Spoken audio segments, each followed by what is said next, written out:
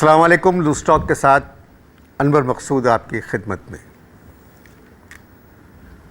غالب ظاہر ہے اردو کے سب سے بڑے شاعر، مشکل ترین شاعر، اتنا بڑا شاعر اور بہت کم لکھا، اور جو کچھ لکھا وہ آپ نے اور ہم نے پڑھا.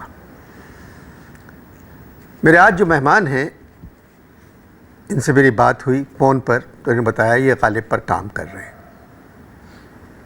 تو میں نے دعوت دی، آئیے ملاقات کرتے ہیں. السلام علیکم. وعلیکم السلام.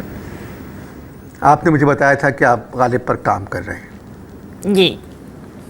کیا کام کر رہے ہیں؟ اب ظاہر ہے غالب کے غسل خانے پہ تو کام نہیں کر سکتے، ان کی ادبی حیثیت کے اوپر کام کر رہے ہیں. جی جی. بہت لوگوں نے کیا ہے.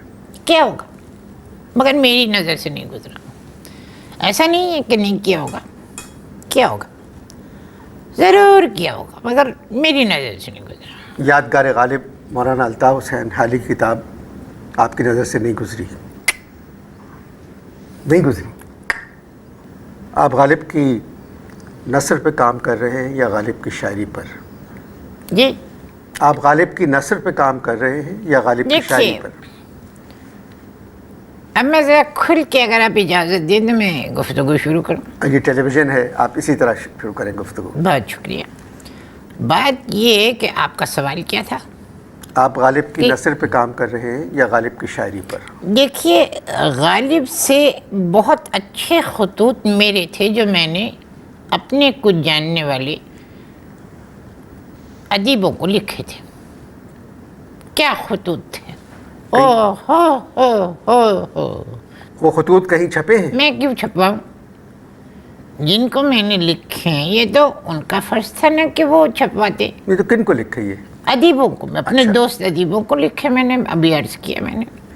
تو ان کو چاہیے تھا کہ وہ چھپواتے، کیونکہ دیکھیے میں جو ہے کاربن رکھ کے کبھی بھی نہیں لکھتا.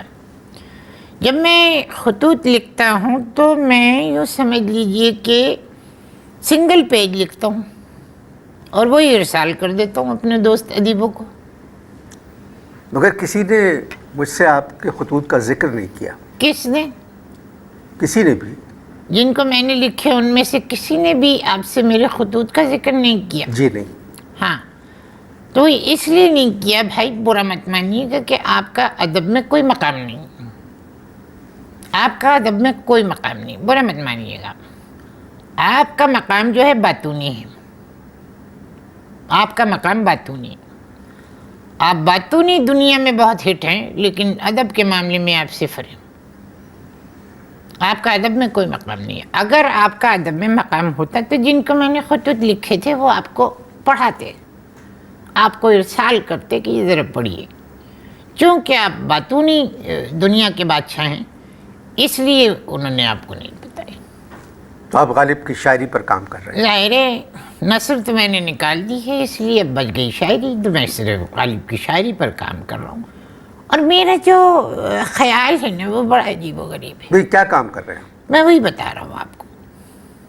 غالب کی تھاٹ. غالب کی؟ غالب کی تھاٹ. غالب کی جو تھاٹ، سوچ غالب. جی جی جی جی جی.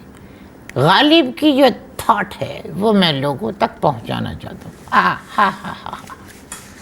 انور صاحب کیا تھاٹ تھی! واہ واہ، کیا تھاٹ تھی! بڑی عجیب تھاٹ تھی. یہ کیسی تھاٹ؟ جی کیسی تھاٹ؟ بھئی تھاٹ، آپ نے میرا خیال ہے غالب کی شاعری نہیں پڑھی. نہیں میں نے پڑھی ہے. آپ نے پڑھی ہے مگر سمجھی نہیں ہوگی. اگر آپ نے غالب کی شاعری سمجھ لیتے تو آپ کو پتہ چلتا کہ ہائے ظالم کی کیا تھاٹ تھی، کیا تھاٹ تھی. واہ واہ واہ. آپ غالب کی شاعری پر کام کر رہے ہیں، غالب پر کوئی شعر سنائیں. غالب کا اصل میں شعر سنانا اس کا مفہوم بتانے سے زیادہ مشکل کام ہے. کوئی اور فرمائش کریں.